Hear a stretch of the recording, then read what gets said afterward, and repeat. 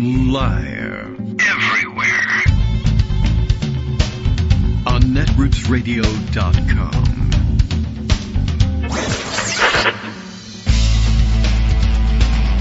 David Waldman. Kagro. In the morning. Now, here's David Waldman. Hey, good morning, everybody. How you doing? It's Friday, September 6th, 2024. Time for another show. We're live and on the air. You can totally tell that by today's date matching the date on your calendar. If by some chance the date on today's show does not match the date on your calendar, we're in a rerun, but we're not in one yet. Okay, so maybe in a year from now. Who knows? I don't know when. I should look up what date does Labor Day fall on next year and figure out which of our shows this year is going to end up being the rerun next year. But I think the 6th is probably too far afield. Okay, so we soldier on. There's plenty to get to. It's Friday. It's one of those days where supposedly we get an uninterrupted stretch of 2 hours, although sometimes, we go other guests. Nobody's planned today, but that doesn't necessarily mean nobody shows up. That happens from time to time. But lots to get to. Stories that have been waiting in the wings. I tried to mention a bunch of them yesterday just to, blurt out. I'm aware of these things. I'm aware of all these internet facts. Or what was it? John McCain was aware of all internet. What was it? I can't even remember what word they used for it. But whatever it was, I'm sure it was good news for him. And there's more good news to share with you. I have good news and bad news. One, we got up today. That's good news. The bad news is Donald Trump's still there. He also, I guess, got up today, although I haven't seen anything in the news about him actually doing that. So, how he is with paperwork. Maybe he's dead. I really have no idea. But I can tell you about what he did while he was alive in the last 24 hours. Or, if we have to, hearken back 2 weeks. I'll come back to this story. I'll make some sense of this. I'll do the oratorical weave, the brilliant genius weave that Donald Trump does.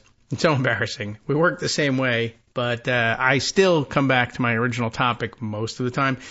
There's news about the other news about him at Arlington Cemetary. NPR, and I'm sure they're among many, have now identified the staffers involved in the actual physical altercation in Arlington National Cemetery. And I'm sure he's so proud of all the kids. They're growing up so fast these days. I know Corey, right? Corey Lewandowski was not the guy. He doesn't have to lay hands on anybody anymore. They've got junior guys to do that. Here's the headline. Trump deputy campaign manager identified in Arlington National Cemetery dust up. I mean, defiance of everything, but dust up, right? I got pulled over by the cops. I didn't think I should have been pulled over. I pushed them down and drove away. Dust up. Well, okay. This is Stephen Fowler, Quill Lawrence, and Tom Bowman on the byline here. This was posted last evening, but we were off the air, so this is our first bite at it here. One of two staffers involved in the altercation at Arlington National Cemetery is a deputy campaign manager for Donald Trump's re-election bid, NPR has learned. So, it's relatively high-ranking, right? The former president insisted this week the incident did not happen, highlighting a growing disconnect between the messaging of the candidate and his campaign. Not just a messaging problem, but a growing disconnect between reality and the candidate and the candidate's brain. But I don't know. They didn't want to say that. They wanted to hint at it. And, that's more than most people do, so maybe we'll take it. Where were we? Oh, yes, right. So he insists the event just didn't happen, which is amazing. And it is worth pointing out that this is a disconnect with his campaign, because later on, one of the reasons I brought this story up is the fact that they say, well, we have the footage of it and we'll show it to you. So, that'll kind of be a problem for the guy who says that it didn't happen. Although I suspect what it will really be is a problem for the guy who said that they were going to release the footage, because they're not. But again, we'll put that off for the moment. NPR is identifying both staffers after the campaign's conflicting responses to the incident last week outside Section 60 of the cemetery, where many of the casualties of Iraq and Afghanistan are buried. The two staffers, according to a source with knowledge of the incident, are Deputy Campaign Manager Justin Caporale, I'm guessing at the pronunciation, Caporale, and I don't know whether he says Michael or it's spelled, I guess, like Michel, like in French, and his last name is Picard, and that's not a Matrix glitch, as far as I know. No relation, as far as anyone can tell, to the fictional character, the late great, but hasn't been born yet, Jean-Luc Picard, or, for that matter, Hannibal Lecter. But, you know, Trump has difficulty telling the difference between movie characters and reality. Anyway, Michel Picard, maybe Michael, probably goes by Michael, to be a, USA American, who is a member of Trump's advance team. So, what happened here? Let's see if we can't get right down to it. Get this pop-up out of the way. I don't want to explore NPR right now. I'm sure it's fun. Caporale is a one-time aide to former First Lady Melania Trump, who left the White House to work for Florida Governor Ron DeSantis before returning to the Trump campaign, which is amazing that he even allowed it because Meatball Ron, we hate that guy. He's so stupid when he dropped out. Now he's nice to me, so we'll take his staffers back. He was also listed as the on-site contact and project manager for, ready for this one, the Women for America First rally in Washington, D.C. Does everyone recognize what it is? How about if I told you that it took place on January 6th, 2021, and was, in fact, the event at which Trump urged the crowd to, quote, stop the steal before some of them stormed the U.S. Capitol. Okay. After Trump participated in a wreath-laying ceremony on the third anniversary of the deadly bombing at Abbey Gate in Afghanistan that killed 13 U.S. service members, Trump visited Section 60 at the invitation of some family members and friends of the fallen soldiers. And you'll see in the rest of this article, they lean very heavily on that as permission to do all the things that they did. But quite correctly, they point out later in the article, the authors actually take the time to point out, yeah, that doesn't actually mean anything. It's meaningful in terms of why he's there, but the families don't have the power to waive these rules.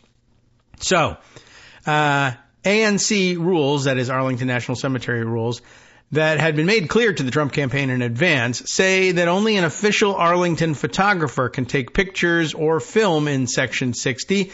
When an ANC employee tried to enforce the rules, she was verbally abused by the two Trump campaign operatives, according to a source with knowledge of the incident. Picard then pushed her out of the way, according to two Pentagon officials. So it was the advance person, I guess the less high-ranking of the two who confronted her, who actually laid hands on her. Oh, Jean-Luc, I can't believe it. The campaign's conflicting messaging on the incident is addressed next. After NPR first reported the altercation last week, campaign spokesman Stephen Chung said that this is the part that gets me, quote, prepared to release footage, unquote, of the incident, and attacked the Arlington employee as someone, quote, clearly suffering from a mental health episode. Chung also said they were granted access to have a photographer present and pointed to a statement from Gold Star family members that invited Trump to attend the ceremony. So, all right.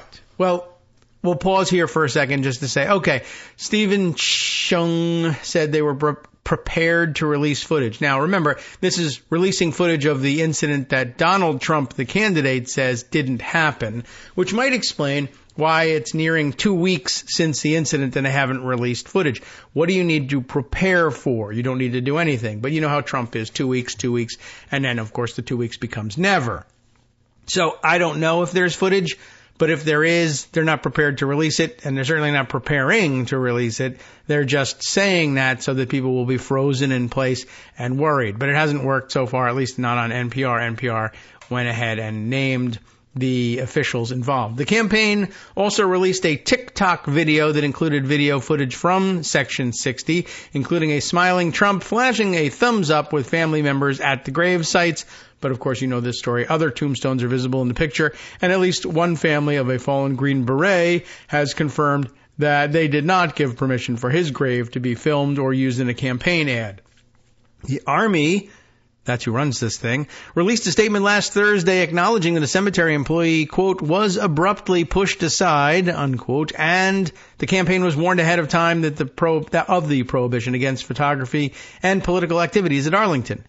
The Army said the cemetery employee tried to de-escalate the situation after she was pushed. in hopes of not upsetting the Gold Star families in attendance. I mean, they know what the priorities are at the cemetery. The Army said a police report of the incident was filed, but remember that the employee had declined to press charges. I don't know if this is something she can change her mind about. Declined to press charges because it doesn't say it here, but it was because she told Army officials, and Army people apparently spoke to the papers and said she was worried about being harassed and intimidated by pro-MAGA, pro-Trump people, that they were going to ruin her life or attack her or her family if she went ahead and pressed these charges. But now that the names are out, I don't know. We'll see what happens. It'd be interesting to see if she changes her mind, given that Trump just denies that it happens flatly. That sometimes enrages people and puts them over the edge in terms of deciding to go forward. At any rate, like I said, the police report was filed, declined to press charges, and the Army considers the matter closed, but added that the ANC, Arlington National Cemetery, employee and her professionalism has been unfairly attacked. When NPR emailed both Caporale and Picard, Chung responded. And he responded, quote, "I see you've been emailing some of our team members." I mean, he probably laughs like that. As the Army has said, they consider the matter closed. President Trump was there to support the Gold Star families and honor the sacrifices their loved ones made. Chung also included a social media post that shows a Biden campaign ad from 2020 that used images of the then vice president at the cemetery in 2010, which is unusual, but it's still not entirely clarifying, I would say, it's possible that it was used, but the question is, was it photographed by an official photographer or a photographer with permission to be there to do that thing? Although it really shouldn't have ended up in a political ad, probably. So I don't know. We'll see what comes of it. But as you may have heard, he is not running for president. Neither Chung, Picard, or Caporale responded to emailed requests for comment as of publication time. Reached by phone, Caporale punched everybody in the face. All right, no, he didn't. He referred questions to Chung, which is useless. The Trump campaign has still not followed through on its pledge to release video of the incident, despite repeated requests from NPR. This week, Trump contradicted his own campaign with a post on Truth Social, falsely, calling the confrontation a, quote, made-up story by Comrade Kamala. I'm sure he probably says it like that, Kamala, but Kamala if we're lucky. But Comrade Kamala and her misinformation squad that attacked Harris and Biden for not attending the private ceremony. Of course, it was a private ceremony. Trump was invited. They didn't invite Harris or Biden, so they probably didn't attend for that reason. But again, also, it's a private ceremony. It's not a public celebration or anything. In an interview on Sean Hannity's radio show Tuesday, that was, by the way, I think that was the substitute for the debate that Trump claimed he was arranging and willing to attend and have with Kamala Harris, but instead it turned into a show me the questions in advance, pre-taped interview with Sean Hannity, a little bit different. And at that stop with Hannity, Trump reiterated the false assertion that nothing happened at the cemetery, questioning the motives of the unnamed employee and downplaying the accusations as attacks over, quote, publicity. Do you notice that the person represented now doesn't want to talk? He doesn't want to speak or talk. Again, because he's been intimidated. Do you notice that? Yeah. It's interesting. I mean, it adds to the intimidation. I would bring Trump in as a co-conspirator if it was a more serious crime than this simple assault. But, yeah, do you notice that the person doesn't want to talk? That's my doing. Actually. Mislabeling the employee as male. The nice thing, the beautiful thing was all the parents and relatives got together and they said, that's a false story. It was totally false.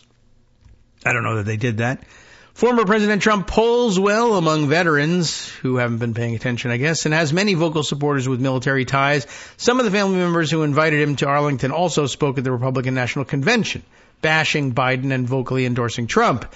Joe Biden may have forgotten that our children died, but we have not forgotten. Donald Trump has not forgotten. He probably has by now. Said, he's forgotten the incident occurred. So there's that. That was Cheryl Jules, maybe, Juels, in Milwaukee at the RNC in July. Jules is the aunt, as some people say aunt, as I do. of Sergeant Nicole G, I guess, G-E-E, unless it's Gee. We tried that before, I think, in the initial reporting. One of the service members killed at Abbey Gate in 2021 during the chaotic U.S. withdrawal.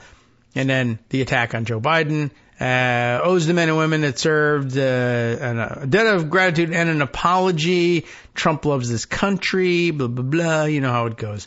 But those families did not, just the whole statement about how they invited him. But then they point out in the article, but those families do not have the power to suspend the rules at Arlington, where Section 60 is a fresh and ongoing memorial to hundreds of recent war dead that, like the rest of the cemetery, is meant to be above politics. The family of Master Sergeant Andrew Marcassano, that Green Beret who died by suicide after serving multiple combat tours and who is buried in Section 60, said, according to their conversations with the cemetery, the Trump campaign staffers did not adhere to the rules that were set in place for this visit. We hope that those visiting the sacred site understand that there were real people who sacrificed for our freedom and that they are honored and respected and treated accordingly, they said in their statement. Jimmy McCain, a U.S. Marine whose father was the late Senator John McCain, for whom this is all good news, of course, also condemned the visit. We heard about that from Greg the other day. Trump has a history of controversial remarks about the military. He insulted Senator John McCain for just being a prisoner of war. He allegedly called dead soldiers suckers and losers, and recently stoked controversy for saying civilian Presidential Medal of Freedom recipients are much better than those who receive the Medal of Honor, the highest military award in the country, often given posthumously. The incident at Arlington National Cemetery is the latest example of conflict between the messaging efforts of Trump's campaign and the candidate himself since Biden ended his re-election bid and Harris became the nominee. The campaign's attempts to use the bombing anniversary to attack Harris over the Afghanistan withdrawal, complete with videos from Gold Star family members blaming the administration for the deaths of their loved ones, has been overshadowed by the politicization of Arlington and its hallowed status. So, hallowed, not hollowed, and they blew their own messaging up there. Last week, both Trump and campaign staff sought to clean up his stance on abortion rights and a ballot measure in his home state of Florida. Trump initially seemed to signal support for the proposed amendment that would enshrine abortion rights in the state constitution and posted that his second term would be, quote, great for women and their reproductive rights. After backlash from anti-abortion advocates and a statement from the campaign saying that Trump did not say how he would vote on the referendum, Trump eventually did tell Fox News reporters that he would vote against it. Trump has also publicly questioned the rules, format, and fairness for next week's debate. Don't forget that's coming. Even as his campaign accepted the conditions and his work behind the scenes to iron out details. In a town hall conversation, which wasn't a town hall conversation, with Sean Hannity on Wednesday. Oh, is that a different thing? Trump called debate host ABC News dishonest and implied without evidence that Harris would get questions in advance like he was getting at the Sean Hannity stop because every Republican accusation is a confession. The debate will be a pivotal moment, maybe, for Trump to try and regain momentum against Harris, who has erased Trump's one-time commanding lead into polls in the 7 key battleground states. In the 6 weeks since the switch up on the Democratic side of the race, an NPR review of Trump campaign speeches has found the former president struggling to pivot a campaign tailor-made to beat Biden into focus against his new opponent. That was a kind of a longer and more expansive article than I thought we were going to get out of it, but it was actually a good recap of various Trump problems and where he stands and the background of this whole incident and why they were trying to make a video there at all and why the families invited him there. And it's kind of interesting, just all around. By the way, the video that they shared of Biden using footage from the cemetery in 2010, I wanted to click through their link here. A Biden ad that featured Arlington National Cemetery differs from a Trump campaign effort, according to Pointer.org, and I guess their fact checker as well. Joe Biden's ad contained a disclaimer that said the use of Department of Defense footage does not imply an endorsement of the Biden campaign.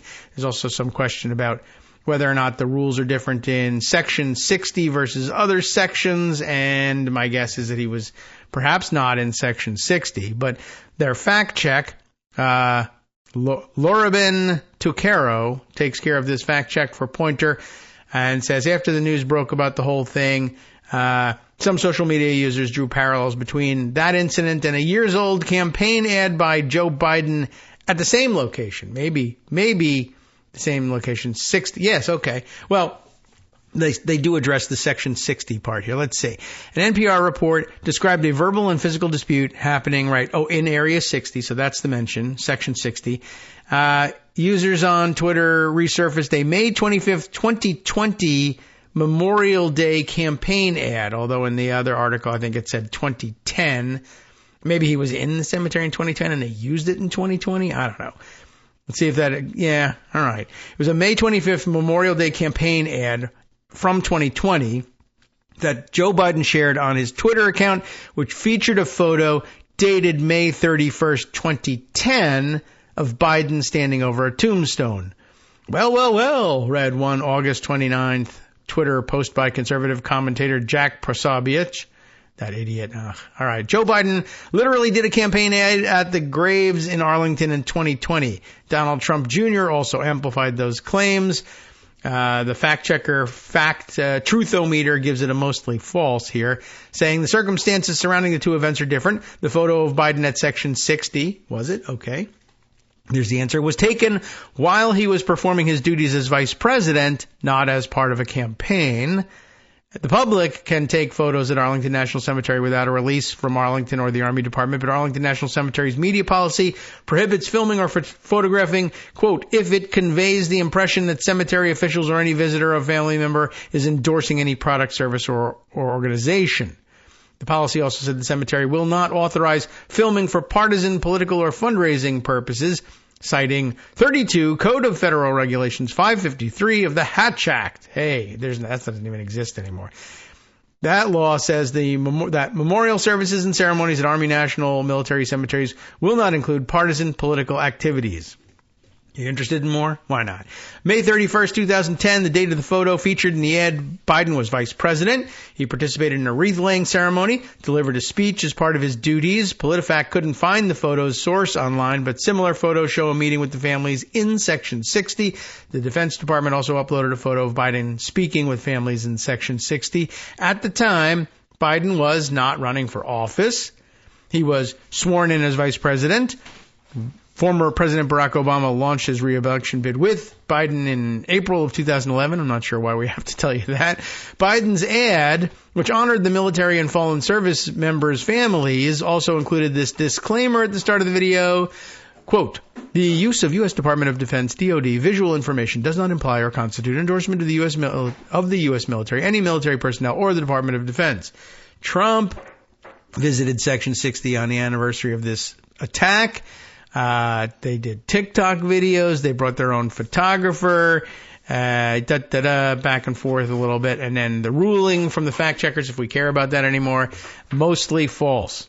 So there you have it. At least we now have the real important news there is we have the names of the staffer who actually laid hands on the cemetery employee, and it's Frenchie, Michel Picard. Although I'm pretty sure he probably goes by Michael, but everyone's free to call him Michel, and there's no shame in it. Okay. So, lots of other stories to share with you. I didn't necessarily anticipate that one taking as long as it did, but that's the way things go with these stories. And it was important to comb through it because it leads elsewhere. As Trump says, it is, implies it is a genius oratorical mode of operation, right? Weaving together. You see what I did there? I did all the weaving. Anyway, that brings us to, well, we'll probably have to save it for the next section, but lots of people, lots of chatter online about his latest word salad answer. And it's a rather ridiculous one. And I think we can actually play the audio. And it's a little bit long. It's embedded audio, and I didn't specially prepare it ahead of time. But, audio of the setup of the question, but he goes back to, it's very interesting. He's this very weird fallback position. Whenever he, well, I was going to say, whenever he really doesn't know what he's talking about in terms of policy, and then, well, geez, that's always, he tends to fall back on this one answer. So I can set it up before the break, I guess, by saying he is at the Economic Club of New York, which, it's a prestigious stop. The people there are supposed to be smart, I guess. And I don't know whether it's mostly Wall Street types or what, or who belongs to an economic club, and I wouldn't really want to be a member necessarily, but it's supposed to be a prestige forum. And he goes and he's asked a very specific question, and of course he's asked for specific legislative initiatives, and that's not going to be forthcoming.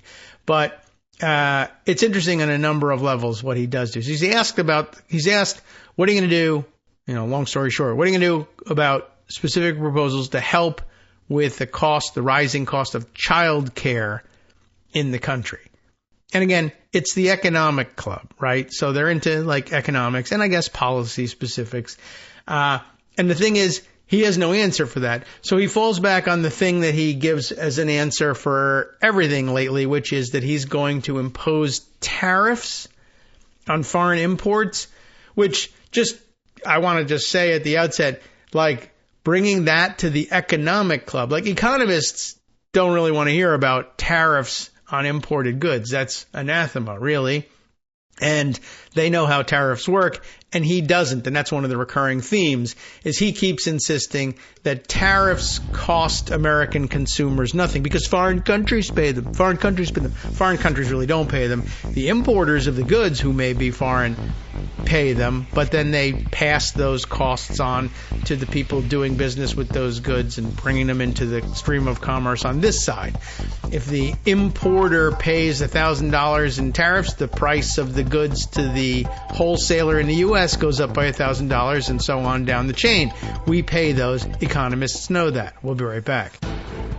Hi, everybody. It's me, David Waldman. Yes, the same guy who interrupts you all the time. Interrupting you one more time just to tell you again, another reminder that your contributions are what keep this show on the air, and Patreon.com, Patreon.com, is still among the easiest ways to make the sustaining subscription donations that keep us afloat.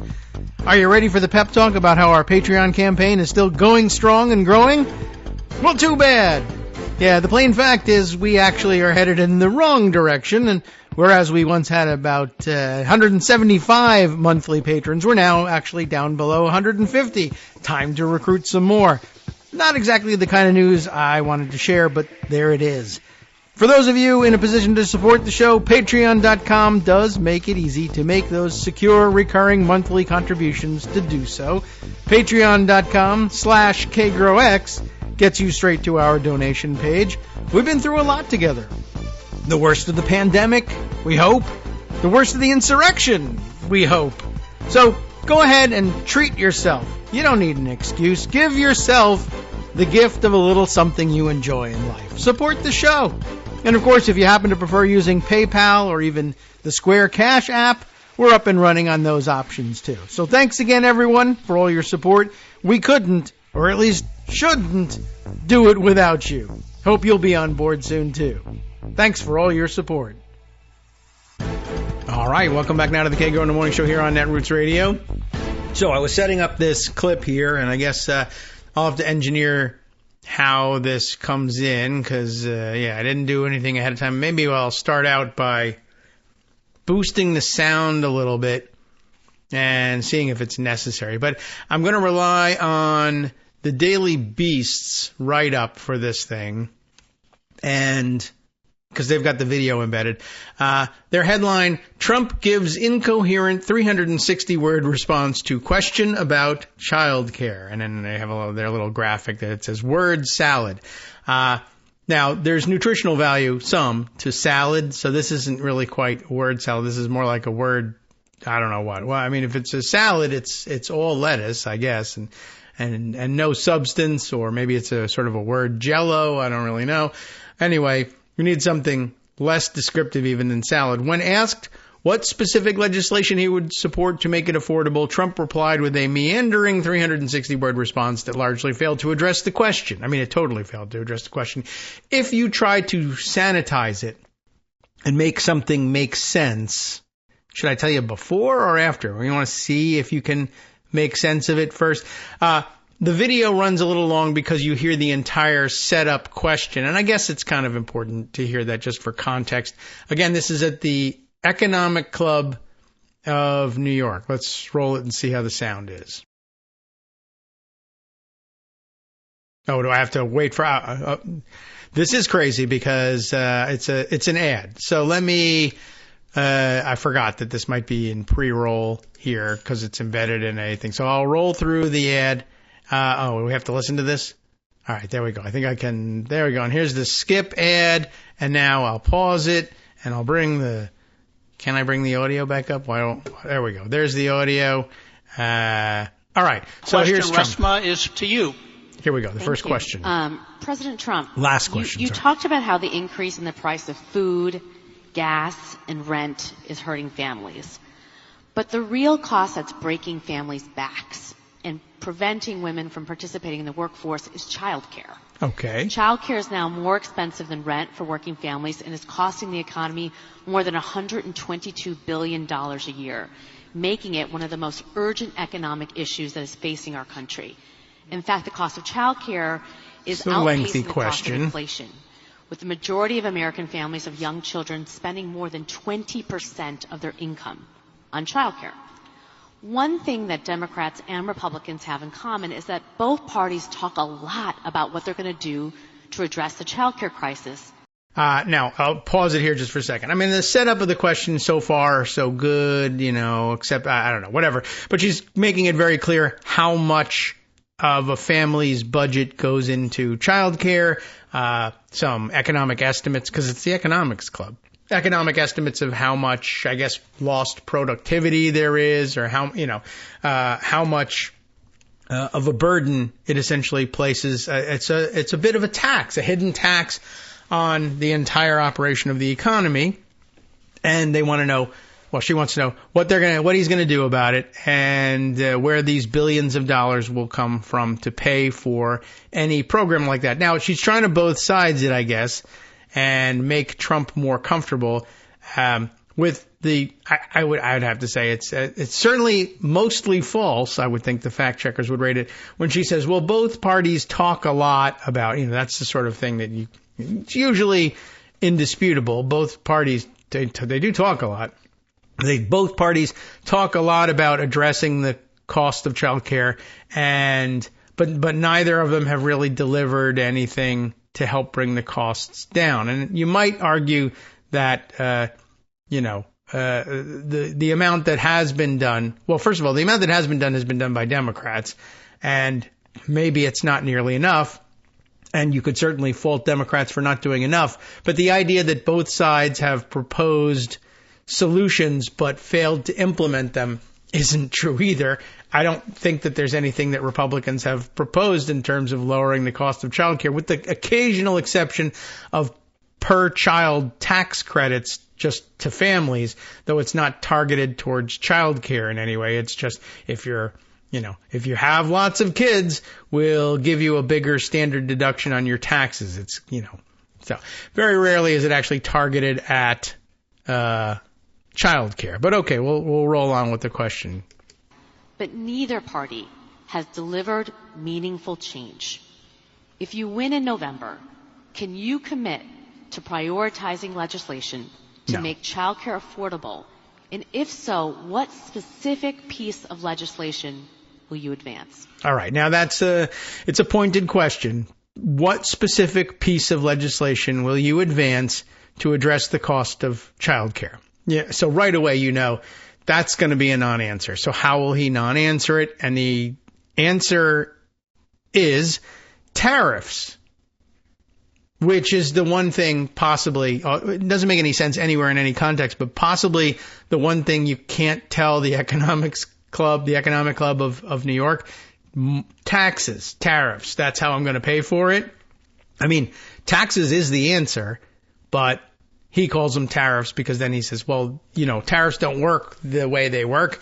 Other people from other countries pay those tariffs and we don't. And the Economics Club people presumably do know this. Now the 360 word salad, all lettuce.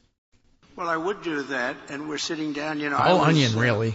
Somebody, we had Senator Marco Rubio, and my daughter Ivanka was so impactful on that issue. It's a very important issue. But I think when you talk about the kind of numbers that I'm talking about, because look, child care is child care. Child care is child care. It's something you have to have it. In this country, you have to have it. But when you talk about those numbers compared to the kind of numbers that I'm talking about by taxing foreign nations at levels that they're not used to, but they'll get used to it very quickly. And it's not going to stop them from doing business with us, but they'll have a very substantial tax when they send product into our country. Those numbers are so much bigger than any numbers that we're talking about, including child care, that it's going to take care. We're going to have, I look forward to having no deficits within a fairly short period of time.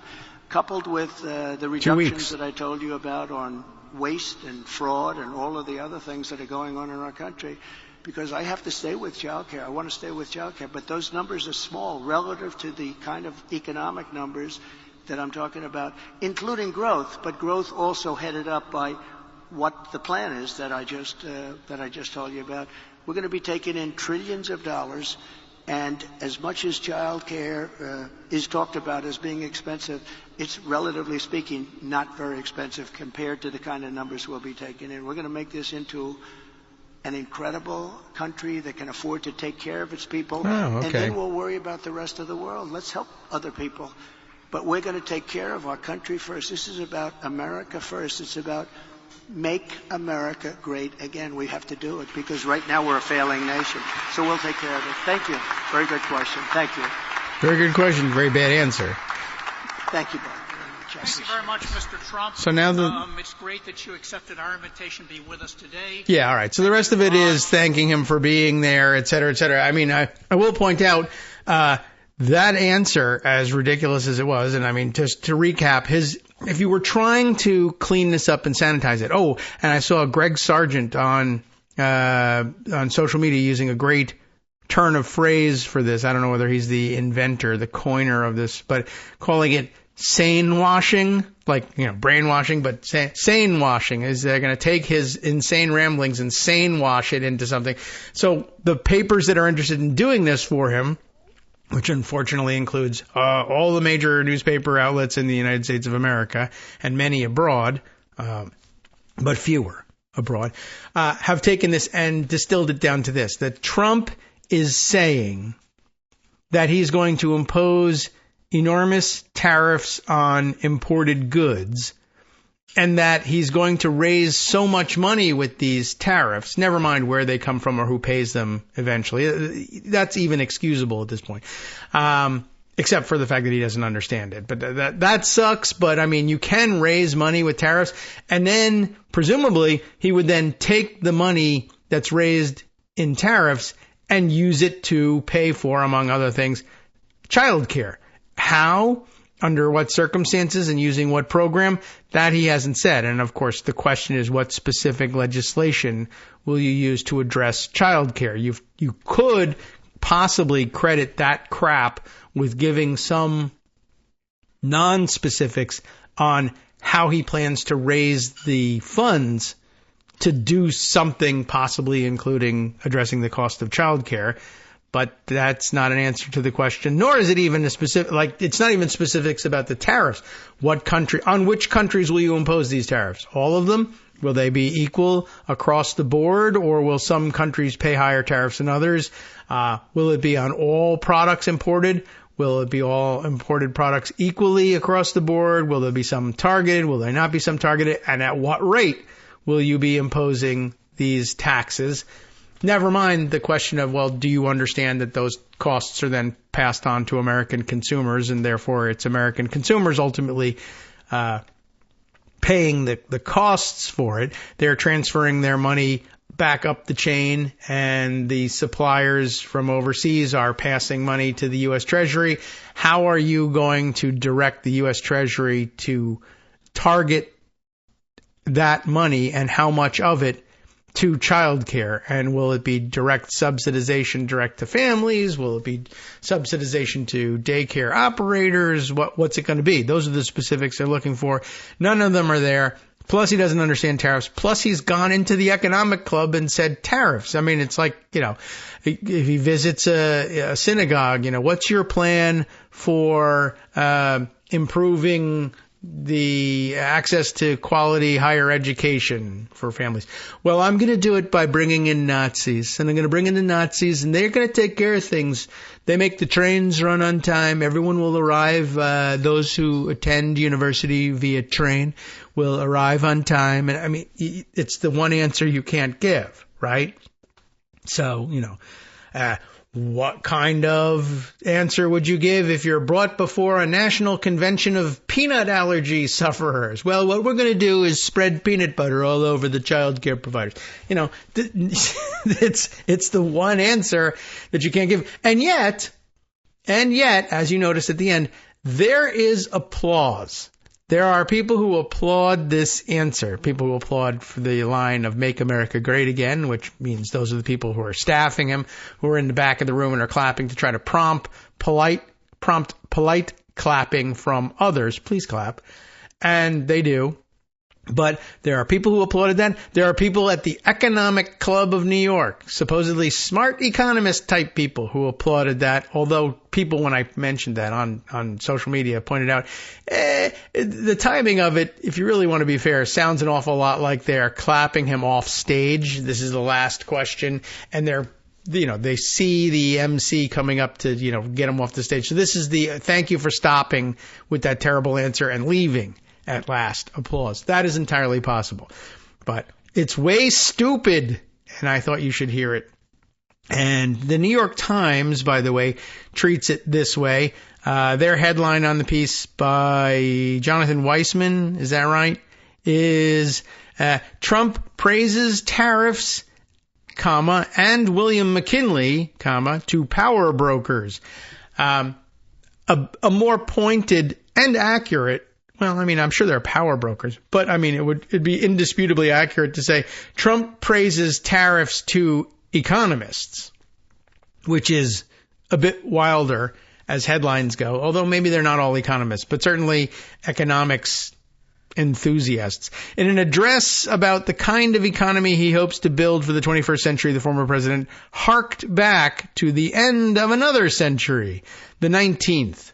And to be fair, that was another century, so they definitely have that right. I don't know why, but the titans of finance, Jonathan Weissman says, who gathered on Thursday at the Economic Club of New York, may have hoped to hear how former President Donald J. Trump would take the nation into the era of artificial intelligence, or private space travel, and self-driving electric cars.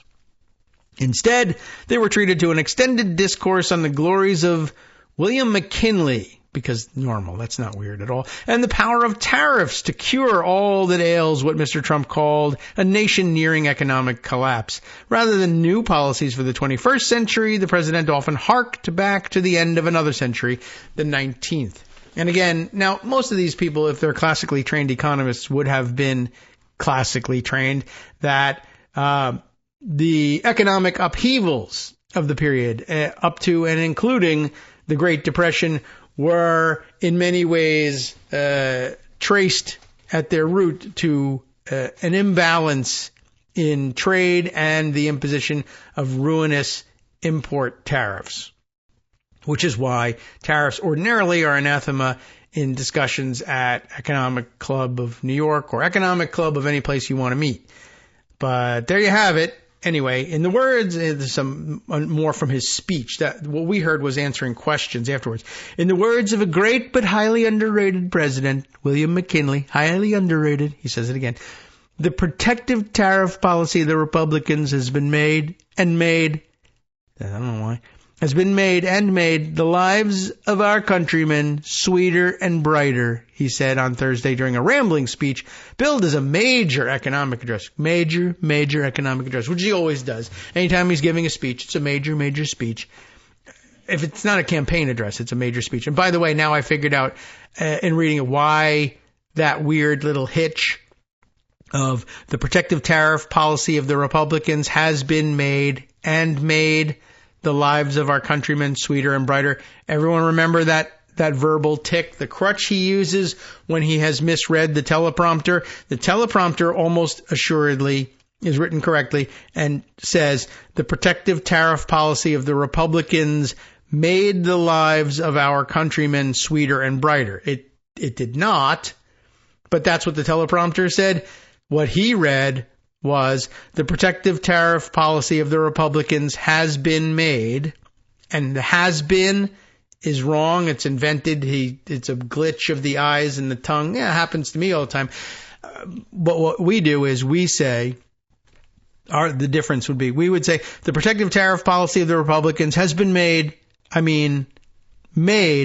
the lives of our countrymen sweeter and brighter. Maybe you don't say I mean. But his hitch is he says and made. That is, that it's also true to say that the policy of the Republicans has been made, and it has been, and some people say made the lives of our countrymen in sweeter and brighter. This is the same tick as when he says, our guest here today, CJ, tells me that this is a very beautiful thing. CJ, and the guy off stage will say DJ, or DJ, or he told me I could call him either one, CJ or DJ. This is how he works. He just says and, not or I mean, or excuse me, or just rereading it. And it has been made and made. Anyway, the New York Times goes on at some length. The point of our including them in the mix here is to say they are sane washing him and trying to make it look like he had a coherent policy and a coherent answer to the question of what is that policy. He did not. Okay, you knew that was going to be the case. I just thought I would bring that up and point it out for you. All right, so let's see. A couple other things we want to catch up on, given that it is Friday. One of them is the fact that let's use this one first and head back to. Do we have time for this one? I think so. We mentioned yesterday. We read a story about Trump's appearance in Michigan, and we were wondering whether it was the same one that Rosalind McGregor had recorded a segment about. And one way to find out is to look at the map, and the other is to play Rosalind's segment on Howell, Michigan, and Trump's visit there, and a symbolic reference that is made and all that. Let's roll that, and that'll bring us pretty close to the break. Let's see. Rosalind, please. Good morning, David. Good morning, Rosalind. This segment is about a recent Trump visit to Michigan, and specifically the city of Howell in Livingston County. In keeping with the theme that everything Trump touches dies, we have this news. A Michigan sheriff is under investigation by the State Bureau of Elections after he used his department to host former President Donald Trump for a campaign event recently. The investigation into Livingston County Sheriff Mike Murphy and his office was prompted by 2 complaints alleging he violated the Michigan Campaign Finance Act in relation to Trump's appearance on Tuesday, August 20th. Trump spoke for about an hour inside an equipment and vehicle storage warehouse in Howell, managed by the Livingston County Sheriff's Department. During the remarks, he railed against his opponent, Vice President Kamala Harris's record on crime and immigration. The Republican presidential nominee was flanked by members of Michigan law enforcement, campaign banners, and 3 staged patrol cars during the speech. The event was closed to the general public, with only invited guests and members of the press able to attend. The Michigan Campaign Finance Act forbids public officials from using public resources to support or oppose political candidates and ballot questions. Those resources range from the use of public dollars and personnel to usage of public facilities and stationery. However, there are exceptions. Public facilities are allowed to be used for political campaign events so long as other candidates have the same opportunity under the same terms to use that space. The Michigan Campaign Finance Act allows elected officials with policymaking abilities, like a sheriff, to express their political views and take part in political demonstrations so long as the public resources aren't used.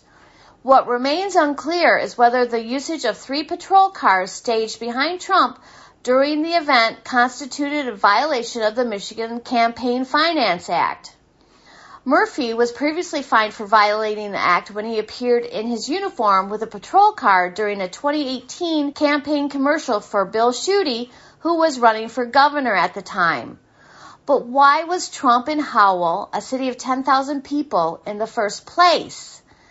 Quote, Trump is choosing to rally in a town that was historically known as the KKK capital of Michigan.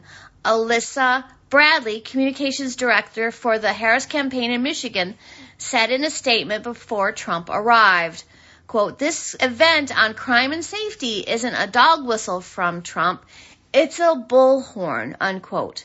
In fact, just a few weeks before Trump visited, white supremacists marched through downtown Howell, chanting Heil Hitler and holding signs saying White Lives Matter. A week later, several dozen counter-protesters gathered to symbolically wash away the racism they say they no longer want to be normalized in their community, holding signs with phrases like make racism wrong again and cancel Klan culture. The gathering was organized by Stand Against Extremism Livingston County, whose co-founder is Julie Osashi.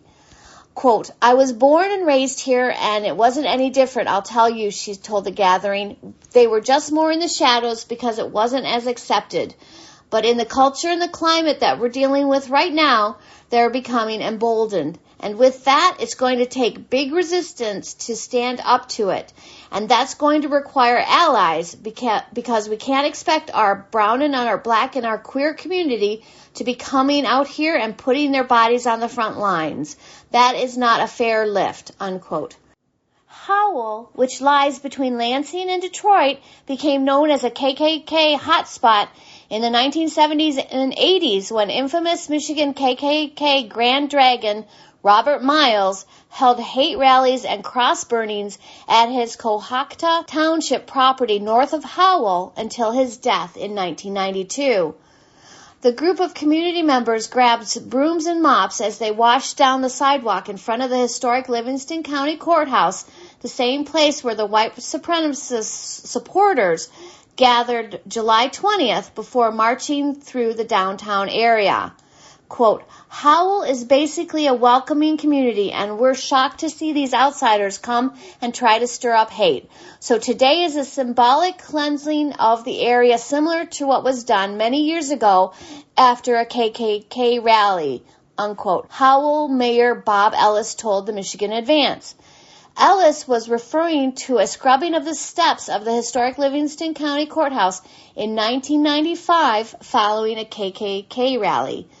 One volunteer said, quote, I'm not originally from Livingston County, but I've lived here for 20 years now, and I can tell you that things have changed. And one of the ways that they change is that people show up and they're visible for events like this, so that we know, those of us who know that having white supremacist demonstrators on the steps of our courthouse is wrong, we know that we're not alone, unquote.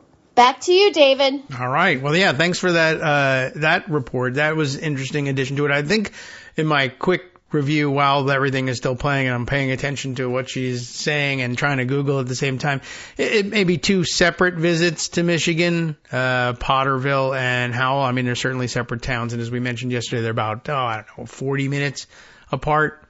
Did I have that right? Opposite sides of Lansing, essentially. So it may, in fact, have been two visits, but neither of them particularly good.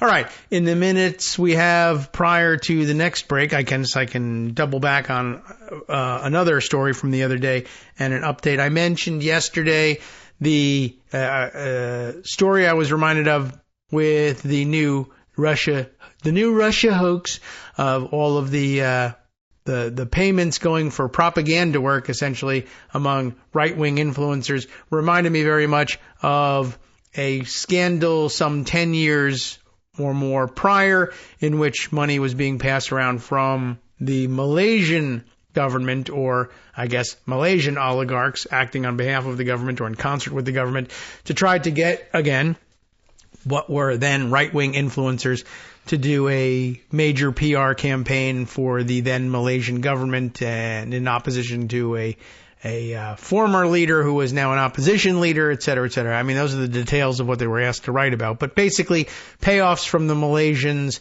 to give them positive propaganda coverage among right-wing writers. And a lot of the folks named were somewhat familiar. Ben Domenech, it was all funneled through Josh Trevino, who's become somewhat less prominent lately. I don't know what he's up to these days. Doesn't matter. I hope nothing. But another names that popped out, one was Seth Mandel, who actually on this show probably less well known than his wife, Bethany Mandel, who is known in not only on the show nationally but also locally as being a wacko right-wing repeat school board candidate, I think, in Montgomery County, Maryland, the immediate northern suburbs of Washington, D.C., in a fairly well-to-do community, running on the essentially some hybrid of the Moms for Liberty / ordinary right-wing wackadoodle agenda of book bannings and transgender hostility, et cetera, et cetera. And luckily she was pretty soundly rejected by the voters, but she's still, around and mouths off quite a bit. And as it turns out, Scott noticed the name and said, sent me a message, don't know how helpful or relevant this is, and we'll make it relevant.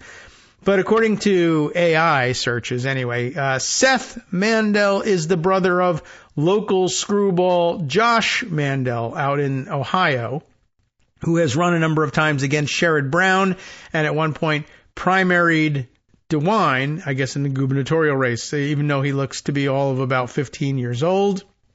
And let's see what we learn about this guy over at the Wikipedia entry on him, because that's about all we have time for before it's break time. Let's get on the right break music here. Joshua Aaron Mandel, born September 27th, 1977. I gave you the date in case you want to go try steal his identity or something. I don't know. 77.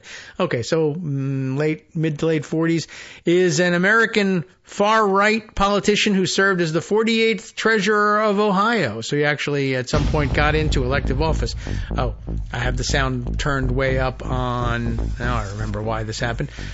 We turned the sound up to get to Rosalind's piece and to give it some good sound resolution. However, I had to reset things. So that takes us away from Josh Mandel. But anyway, actually made it to elective office at some point. Also a state representative for the 17th District of Ohio from 2007 to 2011. Unsuccessful challenger to Sherrod Brown. And I guess primary challenger to DeWine.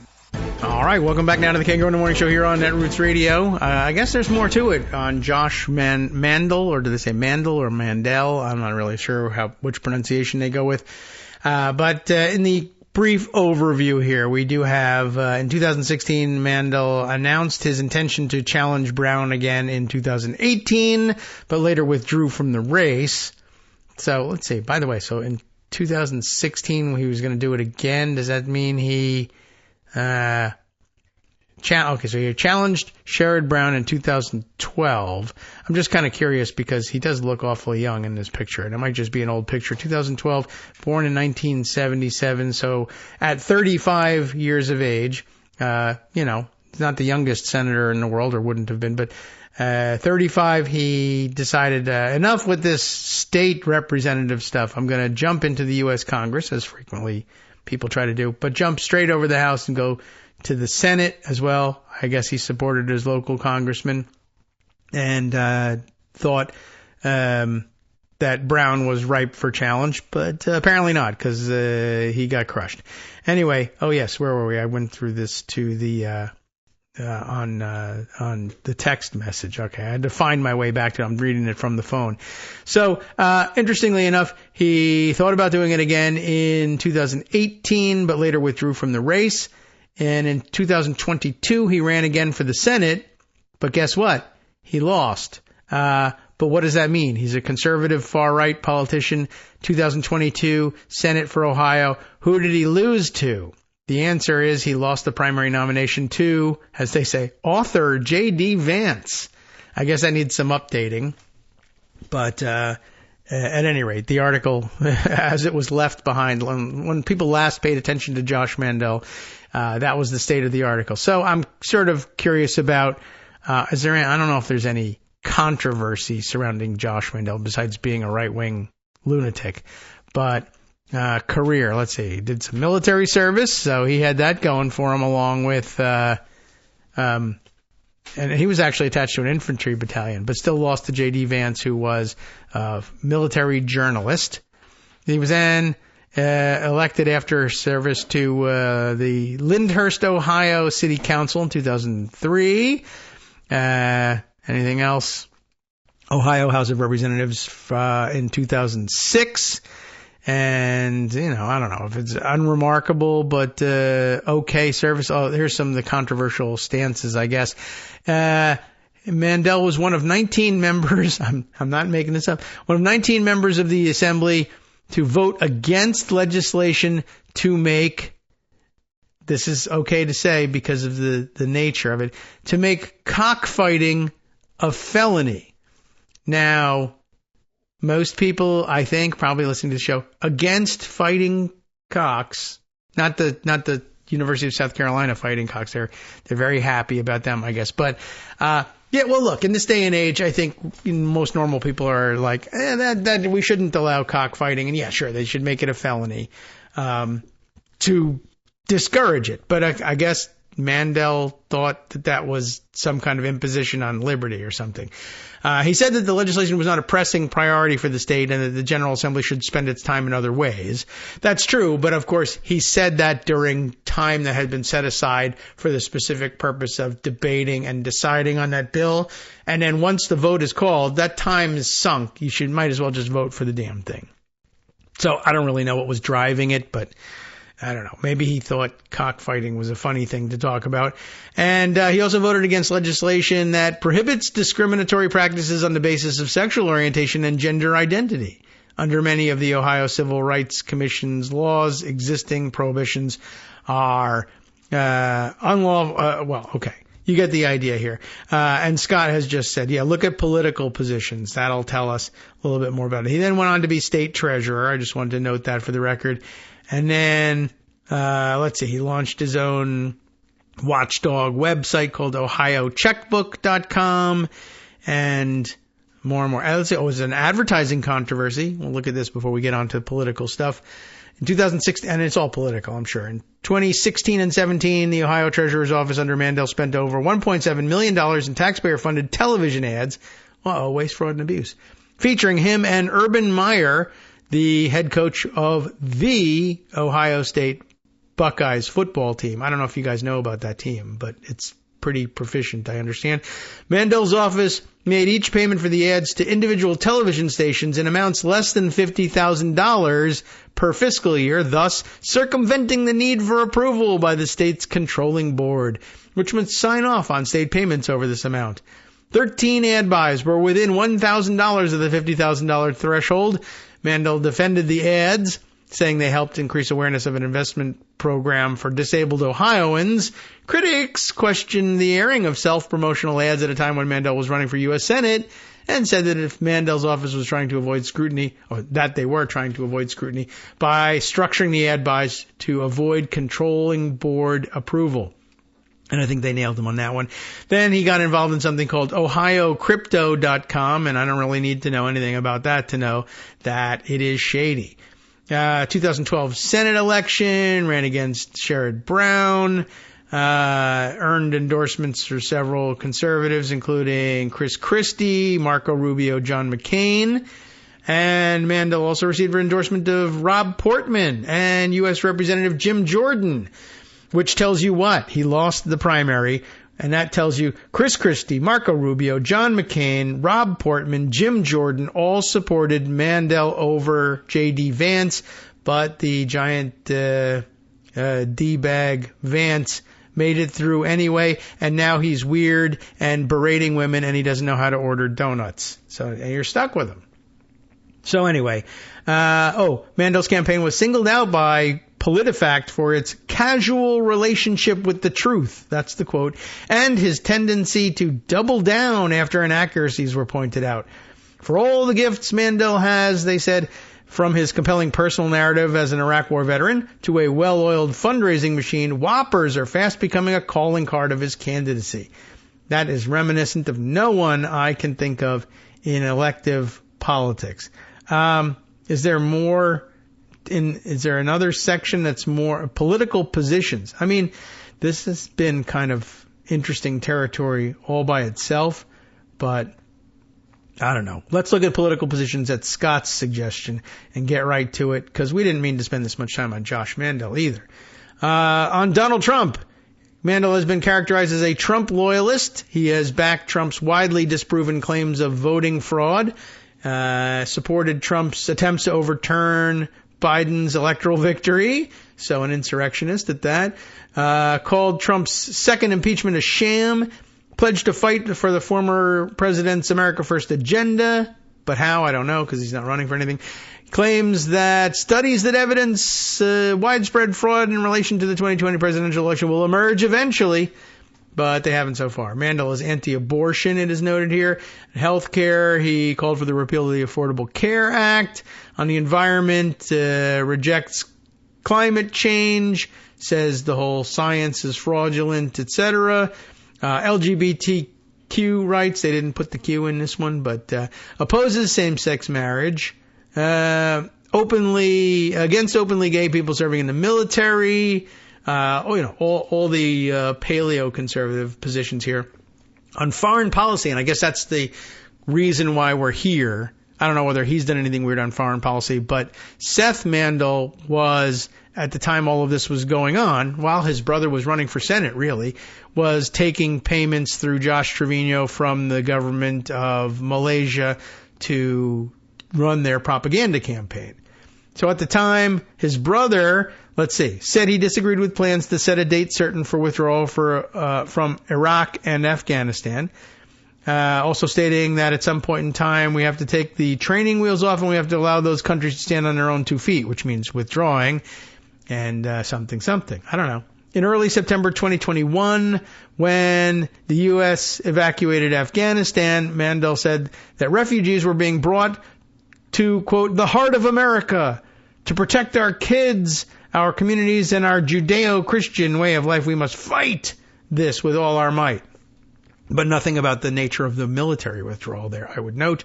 And on religion, despite Mandel being Jewish, he tweeted support for controversial statements by Mike Flynn, notorious spy Mike Flynn, calling for the establishment of one religion in the United States, which would be, against the Establishment Clause and the First Amendment.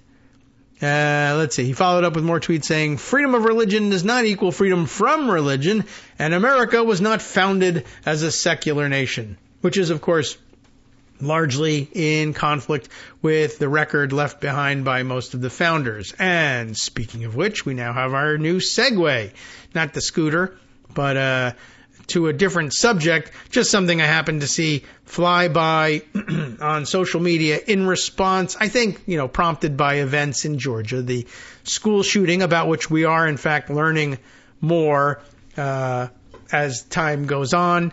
And we largely avoided giving any specifics because there just weren't any really reliably to share yesterday. But as it turns out, we do know that it was a student, 14-year-old student at this school, did not, as frequently happens, die in the shooting, either by his own hand or from the police. And that his dad has also been arrested. Why? Well, this particular student apparently raised all the red flags that you have, that's the reason you have red flag laws. By the way, again, this happened in Georgia.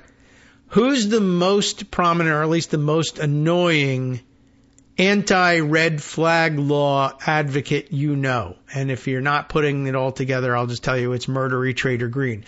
She's the one who actually, before she was a member of Congress, while she was, I guess maybe even before she was running, I don't know, videoed herself. She loved to do the YouTube thing before there was TikTok, I guess.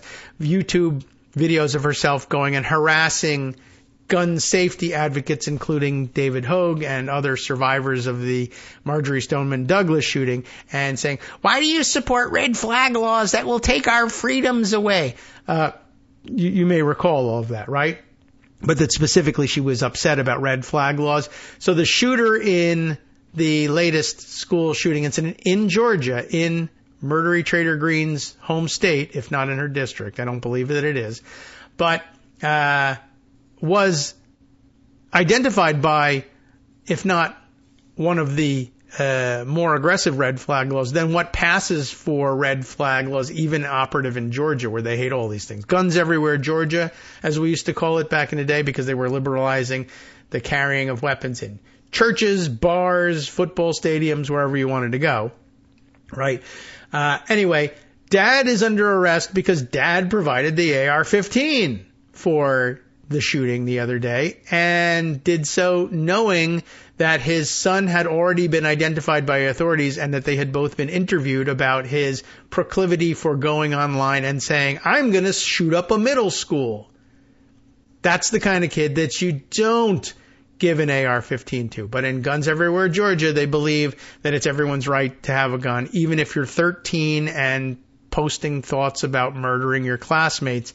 He didn't do it. And of course he would never do it, so why not just make AR-15s available? By the way, I will say this as one more aside in all of this. I did read this article. Maybe we should be sharing the article. There a little bit of life-saving technology. I know the life-saving measure to take here is, of course, to ban the assault weapons. When you didn't hear much about school shootings in massive numbers, was also the time when it was mostly illegal and very difficult to get a hold of the weapons that make them so easy now. That's the reality of it. But given that Republicans have refused to allow the ban to be renewed based on Second Amendment claims, this is the part of our segue. I'll get back to the segue in a second. But based on Second Amendment absolutist claims, in the meantime, other solutions that sort of mitigate things have been put in place, including, active shooter training and all of these things, but also some security devices. Apparently, this school had some of the latest, including, and if you haven't been in school in a while, you might not know this, when you leave class, during class, go to the bathroom, go to your locker, whatever you get permission to do, the doors now lock behind you. And if you want to re-enter during class, I don't know whether the locks are all electronic and spring open during class changes or whatever when the bell rings. But to get back in during class, you have to be readmitted to the class by someone inside. The shooter left algebra class. That's how young the shooter is. And later returned. I don't know what his excuse for leaving was. Knocks on the door. Here's the sound effect for you. That's me. It's not a door that I'm knocking on, but I don't know. I thought I'd sound effect this one. Knocks on the door and seeks readmission to class. A classmate gets up and goes to the door and can see through the window in the door that it's his classmate, yes, but slight hesitation as this student notices an AR-15 in this student's hands. And guess what? The student inside declines re-entry. It's interesting. He wasn't intimidated by the guns. Oh, well, he's got a gun, so I'll let him in. Besides, I've seen in the movies that you can shoot the lock, and that works to get you in. Now, instead, turned around and said, oh, my God. I don't know what they said, but presumably something along the lines of, oh, my God, he's got a gun. I'm totally not letting him in here. Well, I'll tell you what. The student grabbed at the handle of the door and jiggled and pulled and kicked and whined and screamed, but could not gain entry into that classroom, and instead went elsewhere and perpetrated his shooting there. You can only say it sounds like that lock saved the lives of the kids in that room at the very least, even if it did mean that he turned elsewhere. That was probably going to happen. You can't, I wouldn't lay blame anywhere on all this, but it sounds like the lock thing kind of works. So that's good news. I mean, he still got a gun into the building and just went where there weren't locks, and that's bad news. Also, though, teachers apparently in this school now have the latest and greatest in ID badges. That was something else that kind of came out of it. Everybody has to wear ID badges on the lanyards, and that was not just school shootings, but all sorts of general security concerns in that. But they now have ID badges on that they wear around their necks on lanyards that come with panic buttons. So that wherever you are, you've got the panic button with you. You don't have to run into the hallway to find it. That was one of the solutions. We'll put one in every hallway, or even, well, now just to save money on not putting them in every classroom. But if you have to run out in the hallway, during a school shooting, guess what happens? Anyway, they've all got panic buttons on now, and they track your position in the school, and the cops can find you. That sounds like pretty good technology. Of course, doing something about guns would be smarter, but there was a lot of life-saving technology there, and I guess we can only thank our, technology, lucky stars, flying spaghetti monster, whatever you want to do, that the count was low on this one. Thank God. But it still happened. And it happened, and they had to arrest Dad because the biggest red flag in the world. I am going to do a school shooting, this kid writes, and everybody knows it. That's the biggest red flag in the world. Then he goes, Dad gives him a gun anyway. Guess what happens? It's not magic. We figure out there's going to be a school shooting. There is one.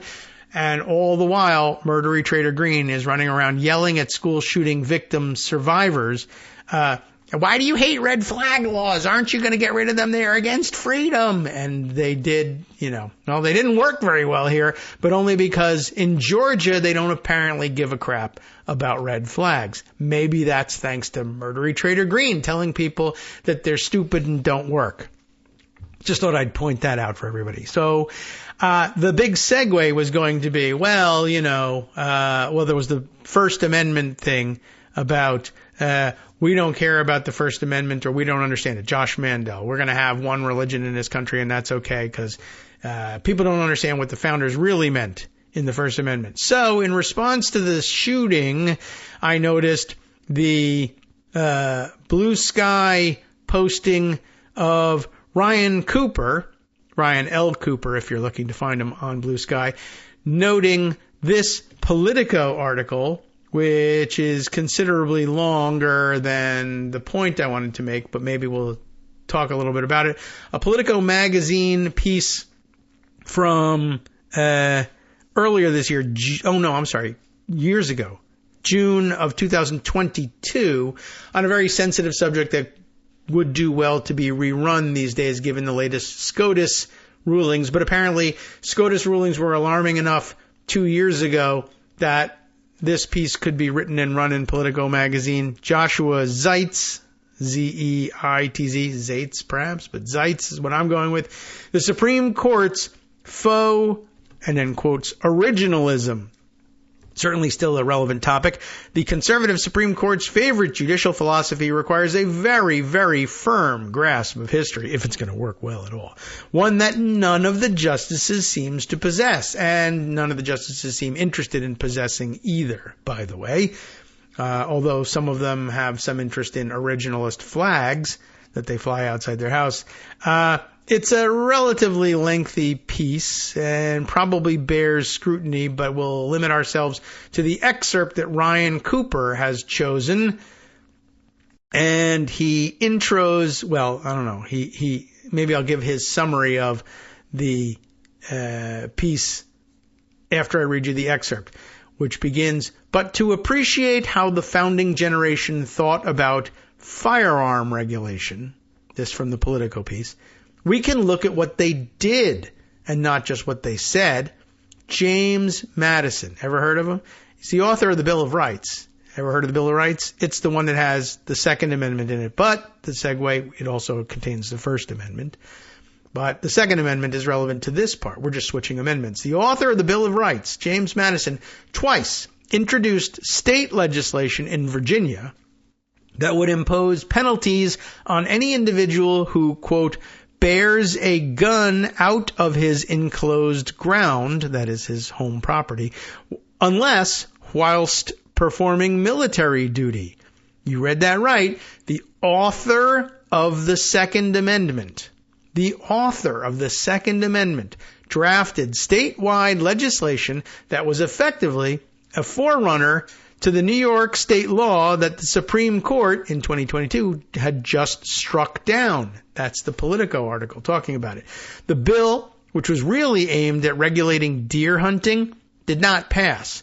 But it clearly demonstrated that Madison viewed individual gun ownership as well within the state's regulatory prerogative. So as Ryan Cooper puts it, James Madison, in all caps, James Madison himself drafted a hardcore gun control law for Virginia that outright banned private citizens from carrying guns outside their own property. Wow, that is pretty clear, right? So what did the founders think they meant by shall not be infringed? What part of shall not be infringed do you not understand? The part about how the guy who wrote shall not be infringed still nonetheless thought that it was within the state's prerogative to ban people from carrying weapons outside of their own property. That is where it might come in contact to you and your property or your body and kill you. By the way, James Madison, also on the topic of the First Amendment, was also in favor of an interpretation of the First Amendment that he leaned on to deny charters to churches and other religious institutions inside the boundaries of Washington, D.C. It was his view that the federal city ought not to be home to any chartered churches, or at least that the federal government should not be chartering any churches, and probably that any local government ought not to be doing so either, that the federal enclave was for the federal government and ought to be separate from the churches. That was not a popular view, and it didn't last, but there you have it. The first author of the First Amendment, author of the Second Amendment, just happens to have views as the originalist that are completely in contradiction to where today's conservative so-called originalists have landed in terms of their interpretation. Okay, now we've talked a little bit too far into this third segment to get in our next recorded contribution, but let's save it for the last segment today. I've mentioned, and I've been counting down in the morning posts every day to the sentencing date, still on the books for September 18th, which is now what, 11, 12 days away? I forget. Let's see, what did I write today? I'm tracking it there. Yeah, 12 days until his sentencing. I think that means 10 days until the judge announces whether or not there's going to be any further postponement or even a cancellation of the sentencing altogether based on the latest ridiculous interpretations of originalism from the Supreme Court. But if all goes well and things stay on track, 12 days to sentencing. So we'll see how that one shakes out. But given that that's drawing close, I wanted to do at least one more of the several segments that Rich, liberal thinking, not Rich liberal thinking, but his name, of course, is Rich, and we just go with that. And I think, what are we using last initial? Is it W? But I don't know. I have to get whether you want to give us permission once again to grant permission to use the whole name. But liberal thinking is how you'll know him from Daily Kos. And what I'll make his second installment on the sentencing, this time specifically the sentencing phase of things and not just dismissing the myths that Trump has used to try to avoid culpability and sentencing all along. But we'll run that in the next segment. And what will we occupy our time with now? Let's go back to Pocket and see what else we have to share. Perhaps a little more. Maybe now we can run down some of the details from the CNN reporting on what happened in response to the Georgia school shooting and just get to some of that. Holly Yan, Isabel Rosales, Mark Morales, and Ryan Young together on this piece. The father of the Georgia school shooting suspect has been arrested and charged, authorities say. And how about a few minutes on that? The father of the Appalachia High School shooting suspect has been arrested in connection with the shooting that left 4 people dead, according to the Georgia Bureau of Investigation. Colin Gray, 54, that's the dad, has been charged with 4 counts of involuntary manslaughter, 2 counts of second-degree murder, and 8 counts of cruelty to children, the GBI said on Thursday, and he was cruel to many more children than just 8, everybody in that school. His son, Colt Gray, I guess we're giving the name at this point, at least I've made that mistake, maybe I shouldn't anymore, a 14-year-old student, is accused of killing 2 students and 2 teachers with an AR-style rifle. Don't get it wrong. in the Wednesday shooting. 7 other people, 6 students and a teacher, were injured by being shot, and 2 other students suffered other injuries, authorities say.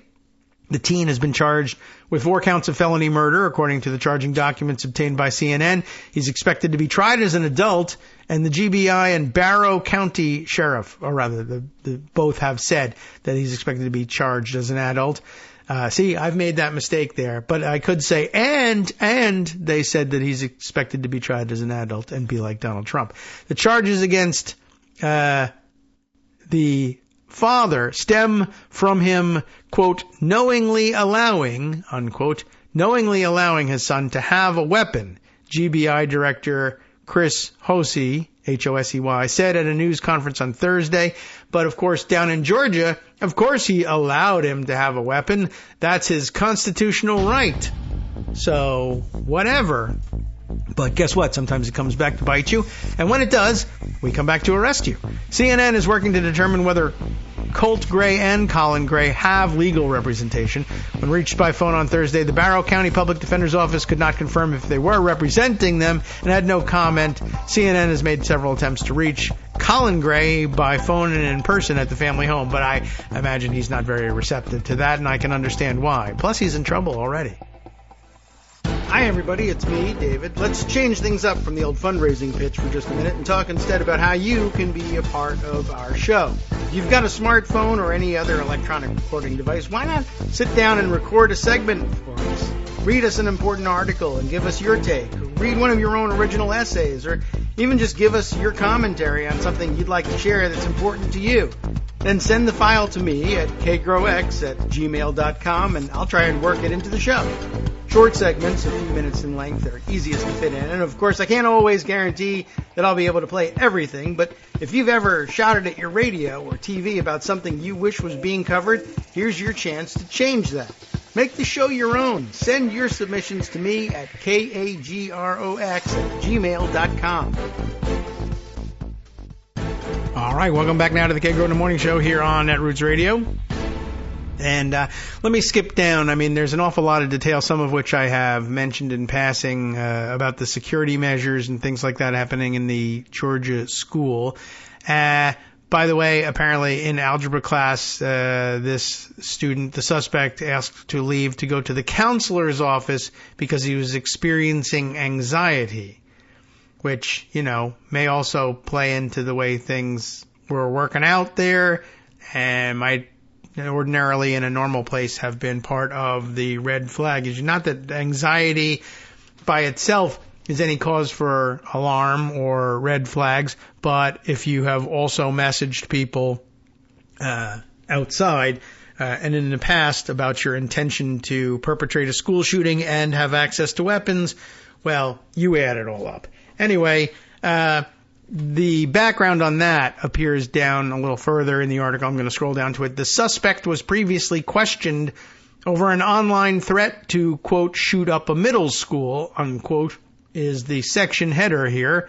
And again, the suspect himself, and I guess I want to see if I can sort out his name from all this, but his dad and he have similar names, and I'm not sure if I'm going to get it right every time. But the suspect was questioned by law enforcement last year after anonymous tips about online threats to commit a school shooting that included photos of guns. That'll tip you off, although, you know, you could grab the photos from anywhere. According to a joint statement from FBI Atlanta and the Jackson County Sheriff's Office. Jackson County borders Barrow County, where Wednesday's mass shooting took place. In May of 2023, the Jackson County Sheriff's Office received a tip from the FBI about a threat on the chat platform Discord. We're right back to Discord again because gamers and blah, blah, blah, and we're doing the brilliant rhetorical weave here. That is the one that Donald Trump is so proud of. But on Discord, a threat to, quote, shoot up a middle school tomorrow, unquote, according to an investigation report obtained through a public records request. The FBI tip referenced a Discord account. By the way, I just want to point out that a public records request for anything that the FBI or Georgia Bureau of Investigation might have about this suspect threatening to shoot anybody, This is a shooting that took place earlier this week. Wednesday? And they have this information to write about yesterday. Other things like you want to find out about, other important stories that investigative journalists are chasing down. Public records request will take you years to get your information. This one, they turned around right away. I guess they really felt they needed to look like they were doing something, but actually it all just ends up making them look like they weren't doing anything. It's the Uvalde response of red flag investigations. But red flag investigations are tough. I guess the only point that Murdery Trader Green could possibly have about them is they don't tend to prevent a whole lot of shootings that we know about, although maybe it's because they're prevented that we don't know about them. I don't know. It makes sense. It couldn't hurt, but people approach these red flag things very cautiously and with good reason, and so I don't know how often they intervene to actually stop anything. But anyway, I was just remarking on how quickly they turned this thing around. The FBI referenced the Discord account created the previous month. This would be back in May of 2023, so the previous month being April, with an email address that the Bureau had associated with this kid. The tip included photo attachments with a profile name in Russian, weird, that translated to the name of the gunman who killed 26 people at Sandy Hook Elementary School in 2012. The kid's online Discord account name, his screen name, referenced the Sandy Hook murderer. That's a bit of a red flag, too. And they were right then to take a look at it, and they noted it properly in the records there. But, yeah, you just wish there would be more that you could do ahead of time. But that's what we've got going on in this country. Investigators wrote, and by the way, I should note for the record that I skimmed this article last night, and last night's version had the name of the shooter and then the name that the kid was using in the screen. And everybody kind of remembers who the shooter's name is. But if you don't, I'm not going to tell you. But you see what we did there? They took at least the name of the Sandy Hook shooter out of the article and went to a roundabout description. So interesting to note. Investigators wrote that they interviewed this shooter, Wednesday shooter, and his father at their then home in Jefferson, about 13 miles northeast of Winder, I don't know how they say the name of the town where the shooting actually took place. Winder, but I don't know. I didn't listen to TV reports about it. The shooter, who was 13 during the interview, said what you'd expect them to say to investigators. Someone is accusing him of threatening to shoot up a school, and then stating that he would never say such a thing, even in a joking manner. Jackson County Sheriff's investigator Daniel Miller Jr. wrote. So, not exactly being truthful about it, but there you have it. Now, Dad told investigators that he had hunting rifles in the house and said that his son is allowed to use them when supervised, but does not have unfettered access to them, the report said. And maybe Dad is kind of fudging the same way the kid was, because really the AR-15 is not a hunting rifle, and apparently he did have unfettered access to them. So let's see. The boy assured me that he never made any threats to shoot up any school, Miller wrote. Oh, well, I guess I got to go then. I urged Dad to keep his firearms locked away and advised him to keep the son out of school until this matter could be resolved. Well, I don't know whether he was kept out of school or not, and I don't know whether he locked up the guns, but in the end, not when it mattered. He stopped doing it after a while, if he did it at all. And by the way, once again, reminding people, lock up the guns, which gun nuts say, no, you can't do that because reasons. Another investigator wrote that the case would be closed because, quote, the allegation that either Dad or son is the user behind the Discord account that made that threat cannot be substantiated. At the time, quote, there was no probable cause for arrest or to take any additional law enforcement action on the local, state, or federal levels, the FBI in Atlanta and the Jackson County Sheriff said in their joint statement. Now, all of that, look, there's due process requirements, there's probable cause requirements, but, you can legislate what constitutes probable cause, and you can legislate it differently, and we tiptoe around it for guns because of Second Amendment absolutists, even though the guy who wrote the Second Amendment said, oh yeah, this would absolutely be within the purview of the state's interest in promoting public safety. That is probable cause. But we legislate away probable cause on things like this because you can't prove it, and we instead adopt the stance that you have probable cause to arrest somebody for probably planning to shoot up a school when they shoot up a school. Well, then we have them on the shooting. We don't need them for intervention. Anyway, the investigators probe threat against 5 schools is the next section. Before bullets flew through Appalachia High, the school had received a phone threat earlier that morning. Multiple law enforcement officials told CNN the phone call warned there would be shootings at 5 schools, so a bit of a red herring, I guess, and that Appalachia would be the first, but it's unclear who placed that call. I mean, I guess, maybe. And there could always be coincidence. Or maybe he said, Dad, I'm busy. Can you make the call? I don't know. Investigators have not found any evidence of other schools being targeted, but are pursuing any leads of potential associates of the shooter that was involved in this incident, Hosey said, and that makes sense. The alleged phone threat about 5 schools raises questions about whether the caller wanted to divert police to other locations prior to an attack, said John Miller, CNN's chief law enforcement and intelligence analyst. That threat, as we were told, was that there were going to be shootings at 5 schools, which would have divided police resources evenly between multiple locations. I mean, maybe yes, maybe no. Threats made at various schools across Georgia on Thursday have resulted in arrests, according to Hosey. It's unclear if those arrests were related to the 5 schools mentioned previously by officials. I mean, that's a surface and facile look at things. I mean, if they were all across Georgia, then the police forces responding to them would be very different, and you wouldn't be dividing your forces if you're going to the schools that they warned. But I guess if you get a warning like that, you might also say, are they trying to make us go to this school when it's really going to be that school?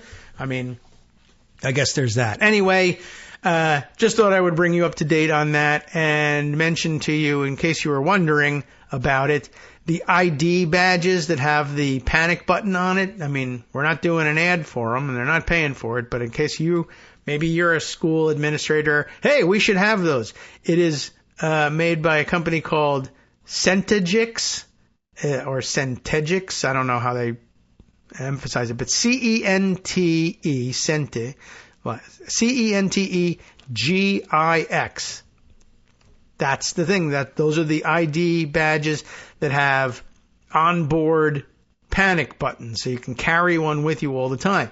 Their website apparently says the tool has, quote, dynamic digital mapping, maybe, real-time locating capabilities, an easy-to-use wearable panic button for school and district staff, a school visitor management system, and a safe reunification, or as Trump would say, and safe reunification capabilities enable educators to plan for and respond faster to emergencies. You know, that may be overselling it, but the panic button right on the ID badge sounds like a good idea. If you think your local school system could benefit from that, I thought I'd give you the name of the maker. There may be competitors, but that's the one that was in use in Georgia. That plus the locking door thing, which sounds like a pretty good idea too. All right, so that wraps it up on that. We'll segue back to what I had from liberal thinking, back to the fact that we pointed out earlier. I'm weaving back and forth in between these wide-ranging themes to the upcoming sentencing of Donald Trump, and we got a couple minutes from liberal thinking on phase 2 of his consideration of the upcoming event. Let's let Rich take it away. The following excerpt is from my second article, Factors in Donald Trump's Sentencing. Earlier, I published an article exploring myths around the Donald Trump criminal trial in Manhattan. This includes the myth that the trial was politically motivated, the myth that he is a first-time offender, and the myth he is non-violent.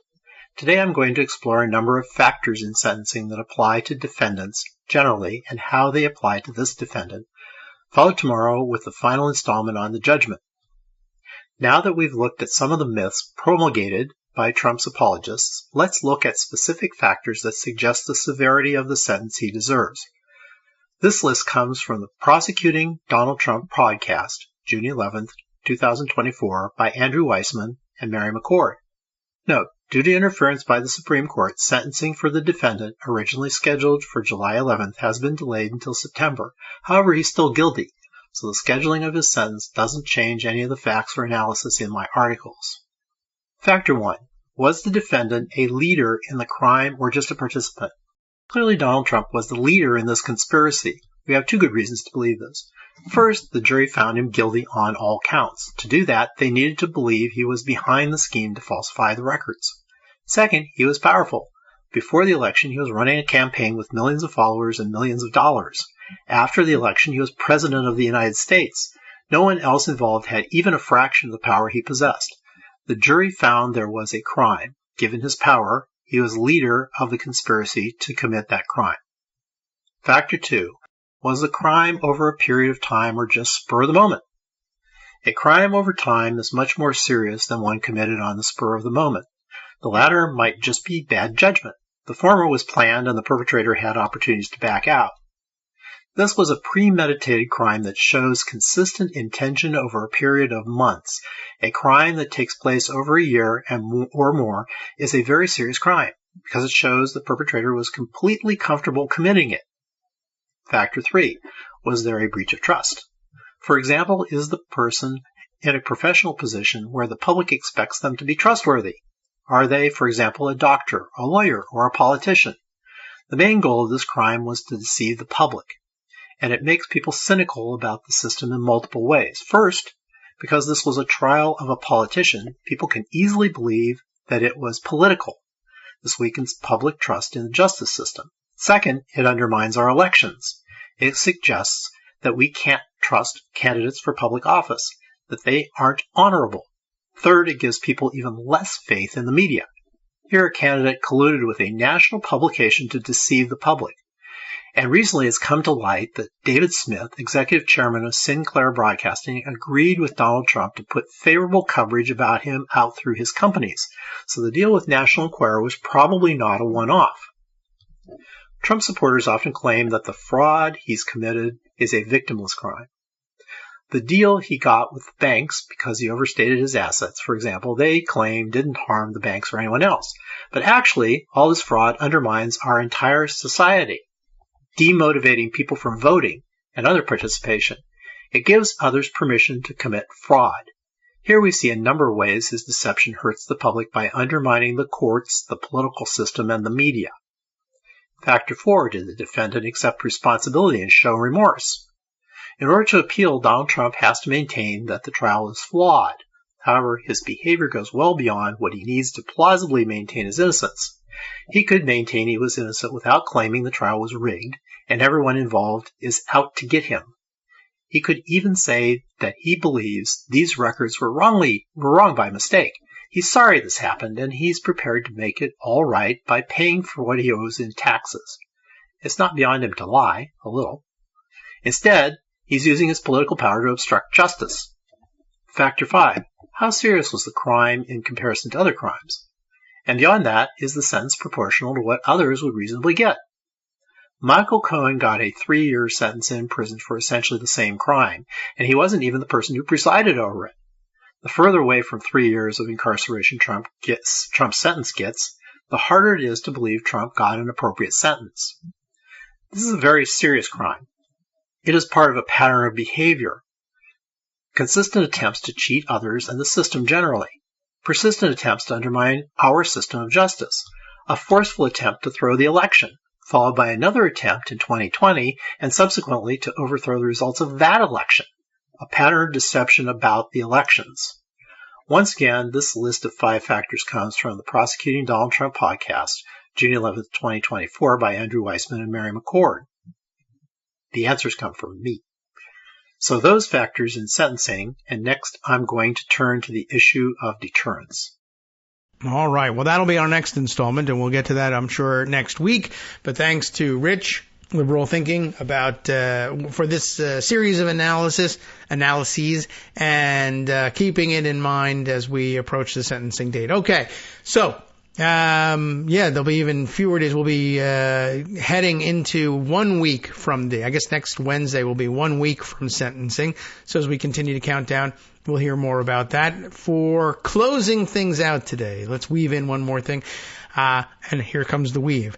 I have a ProPublica piece that I mentioned yesterday, the Accelerationists app, how Telegram became the, quote, center of gravity, unquote, for a new breed of domestic terrorists. And I just want to weave this in this way.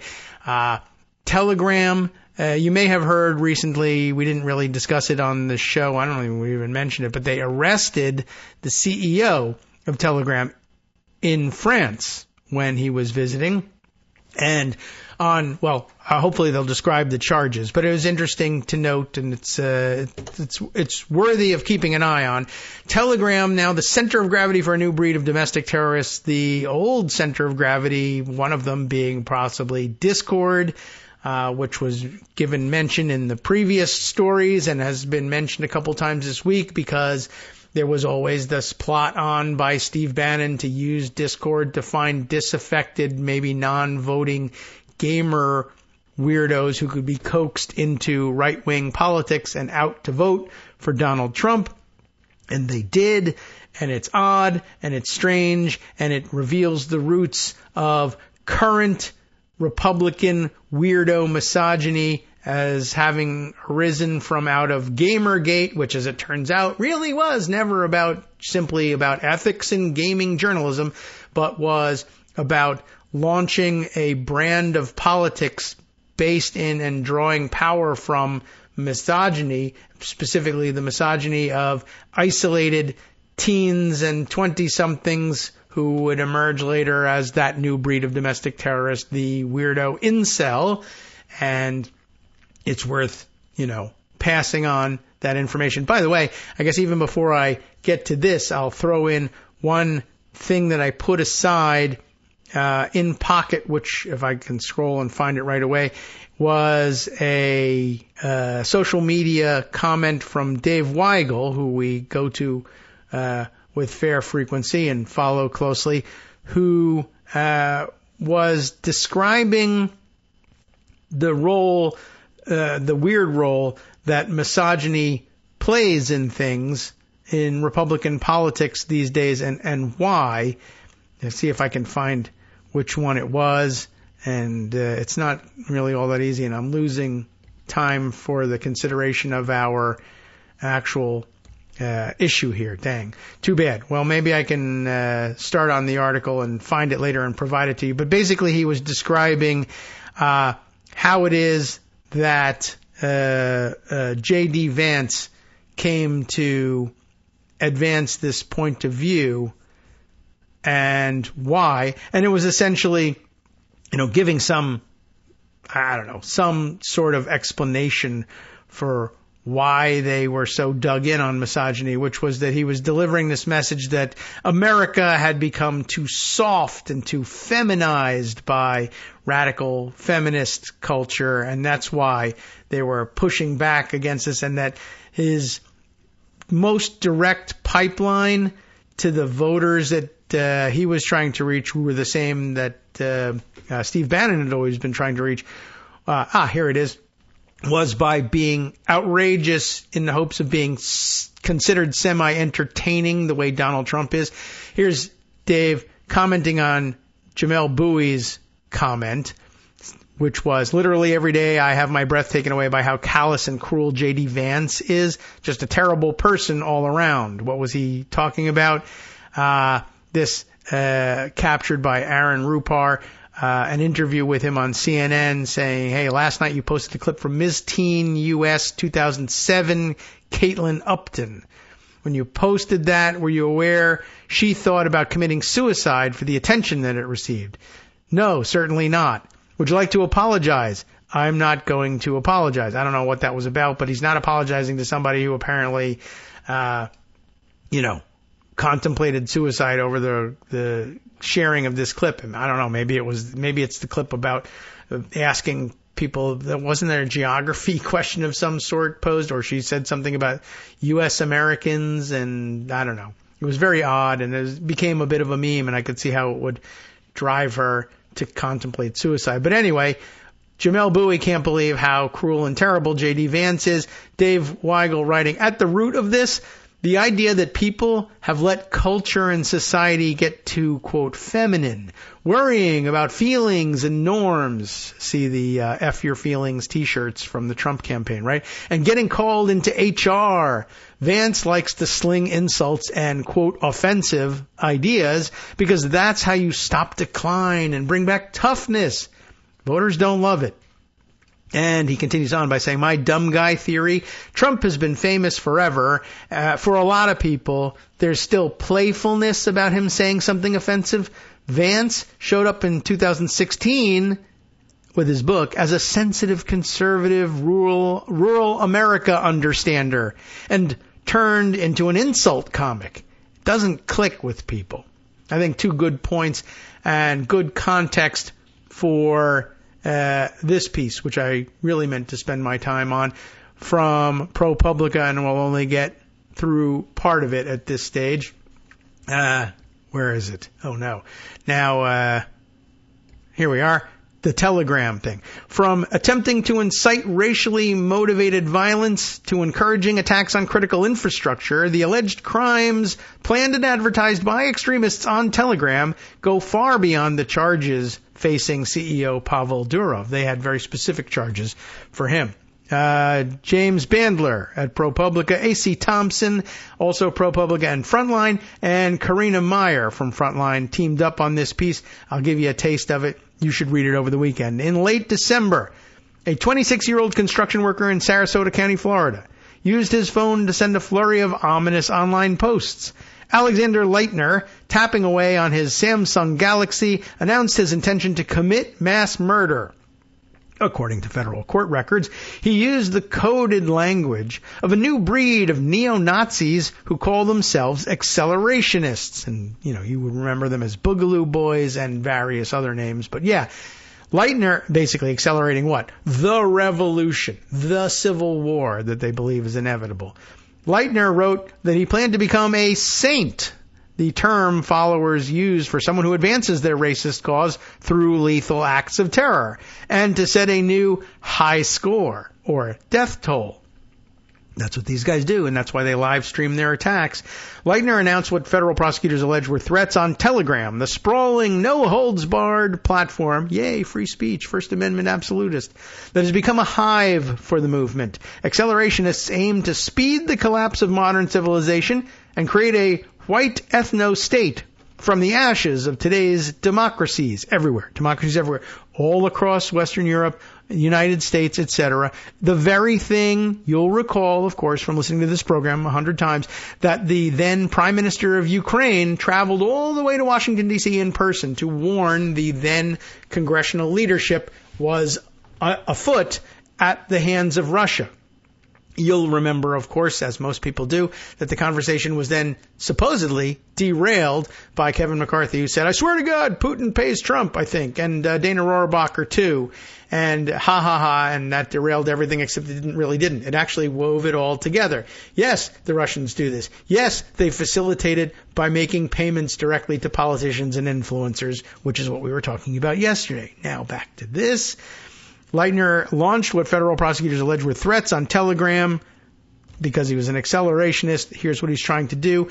Collapse American democracy and democracies all across the Western Alliance, including France, where they just arrested the CEO of Telegram. Deep in the chatter of the platform's roughly 900 million users, these extremists have created a constellation of Telegram channels where they encourage followers like Leitner to assassinate political leaders. Didn't somebody just try that? Sabotage power stations. Somebody did that. And railways, yes, and commit mass murder. That happens all the time. A week after firing off his alleged threats on Telegram, Leitner woke up from a nap at his home to his father's shouts, whoa, whoa, whoa, what's this? Are these people here for us? Leitner threw an illegal homemade silencer into a laundry basket where they'll never find it. According to a summary of his interview with federal agents, he then stepped into the sunlight in his front yard. Agents in camouflage and body armor pointed rifles at him. Uh-oh. F-A-F-O. An armored vehicle faced his family home, its massive battering ram aimed at the front door. An FBI agent asked Leitner if he knew why federal agents were at the store. Do you know why I stopped you today, sir? I'm a domestic terrorist? Yes, that's right. Do you know how fast your accelerationism was going? Leitner simply answered, telegram, according to court records. Late last month, Telegram burst into the news with another arrest related to the alleged criminal activity on the giant messaging and social media platform. This time, the man in police custody was the company's founder. Russian-born billionaire, company's founder, Pavel Durov. There's the name for you. French authorities detained the Russian-born billionaire after his plane touched down at an airport a few miles north of Paris. French prosecutors issued preliminary charges against Durov last Wednesday related to alleged criminal activity on his platform. And you'll never guess what people were making accusations about that turned out to be confessions. The allegations included organized fraud, drug trafficking, and possession of pornographic images of minors, as well as a refusal to cooperate with authorities, according to a press release by the Paris public prosecutor. Yep. Child porn and sex trafficking, all the things that, of course, all of these accelerationists and other weirdos are constantly accusing other people of doing, which turns out to be confession, which gets him arrested. And hey, what can I tell you? Art imitates life, or life imitates art, which is what's going on here. Because in this case, Patrice Sinclair, the famous character, the late great Patrice Sinclair from Taken, the sex trafficker, arrested by French authorities this time instead of being left to vigilante activity. But something to check in on, something to keep an eye on, not only his trial, but what else is going on Telegram, why people gather there, who those people are, what they're up to, what they think their agenda is, and how it links all the way back to people who are taking $100,000 bribes to make it all possible. From networksradio.com. You have been listening to Kagro in the Morning with David Waldman. So how do you like that? We wove it all together. I'm going crazy. It's time for me to run for president. And actually, it's time, of course, for the West Coast Cookbook and Speakeasy. Next, right here on Netroots Radio, Justice takes it away with, well, the Trump campaign for president has a very bad day coming on September 26th. Let's find out what that one is next.